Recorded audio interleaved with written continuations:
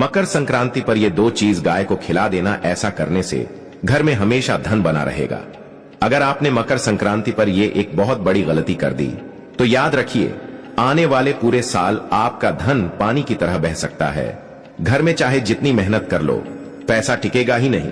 और सबसे डरावनी बात यह है कि आपको इसका कारण भी समझ नहीं आएगा। आज मैं जो बताने जा रहा हूं वो कोई साधारण बात नहीं है।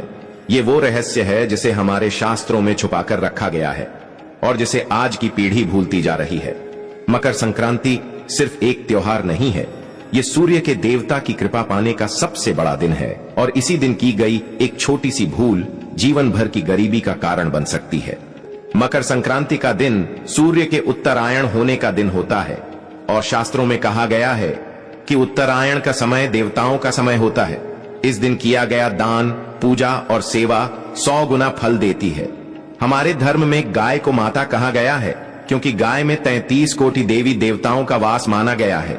जिस घर में गाय की सेवा होती है उस घर में कभी दरिद्रता टिक नहीं सकती। लेकिन आजकल लोग मकर संक्रांति को सिर्फ तिल और गुड़ तक सीमित कर देते हैं, जबकि असली चमत्कार गाय की सेवा में छुपा हुआ है।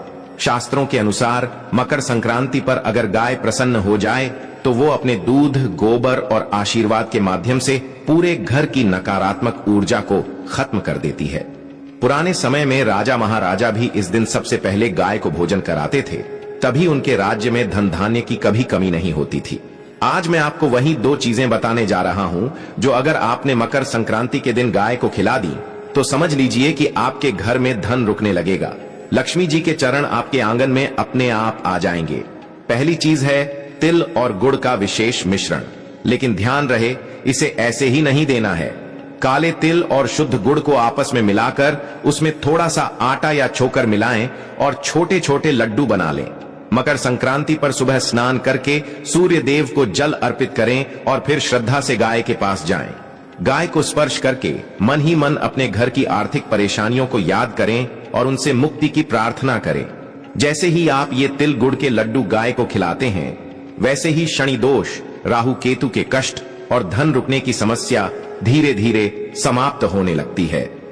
शास्त्रों में कहा गया है कि तिल पापों को नष्ट करता है और गुड़ मिठास और समृद्धि का प्रतीक है।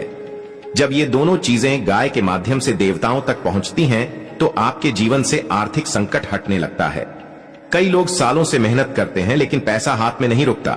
इसका कारण यही होता है कि सूर्य और शनि दोनों नाराज होते हैं। मकर संक्रांति पर यह उपाय करने से दोनों ग्रह शांत हो जाते हैं और धन स्थिर हो जाता है। अब दूसरी चीज, जिसे अगर आपने मकर संक्रांति पर गाय को खिला दिया तो समझ लीजिए कि आपके घर में कभी अन्न और धन की कमी नहीं होगी। ये दूसरी चीज है हरी घास के साथ गेहूं या बाजरे की रोटी। लेकिन यहां भी नियम बहुत महत्वपूर्ण है। रोटी बनाते समय मन में कोई नकारात्मक विचार नहीं होना चाहिए। कहा जाता है कि जिस भावना से बनाई गई चीज गाय खाती है, वही भावना पूरे घर में फैल जाती है।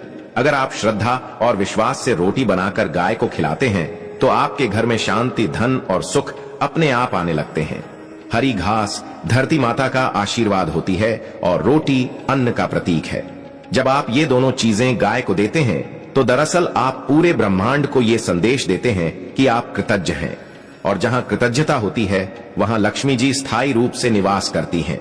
जिन घरों में बार बार पैसा आता है लेकिन अचानक खर्च हो जाता है, वहां मकर संक्रांति पर यह उपाय न करने का दोष होता है। यह उपाय न केवल धन को बढ़ाता है बल्कि धन को टिकाता भी है। बहुत से लोग पूछते हैं कि क्या सिर्फ एक दिन करने से इतना बड़ा चमत्कार हो सकता है? तो ध्यान से समझिए, मकर संक्रांति का दिन साधारण दिन नहीं होता। ये वो दिन होता है जब सूर्य देव स्वयं दक्षिणायन से उत्तरायण होते हैं और इस परिवर्तन के समय की गई सेवा और दान का प्रभाव कई गुना बढ़ जाता है। अगर आपने श्रद्धा से इस दिन गाय को ये 2 चीजें खिला दी तो इसका प्रभाव पूरे साल रहता है। लेकिन अगर आप चाहें तो इसे हर महीने किसी भी संक्रांति के दिन दोहरा सकते हैं। इससे घर में कभी भी आर्थिक संकट गहराने नहीं पाता। जिन लोगों के जीवन में अचानक बीमारी, कर्ज या नुकसान आने लगा है, उन्हें समझ लेना चाहिए कि कहीं न कहीं सूर्य और गौ माता की कृपा में कमी आ गई है। मकर संक्रांति पर किया गया ये छोटा सा उपाय जीवन की बड़ी बड़ी समस्याओं को जड़ से खत्म कर सकता है। ये सिर्फ आस्था नहीं, ये सदियों पुराना अनुभव है। जिसे हमारे पूर्वजों ने आज जमाया और पीढ़ियों तक सुख पाया। अंत में मैं आपसे बस इतना कहना चाहता हूं कि धर्म तभी फल देता है जब उसे डर या दिखावे से नहीं करें।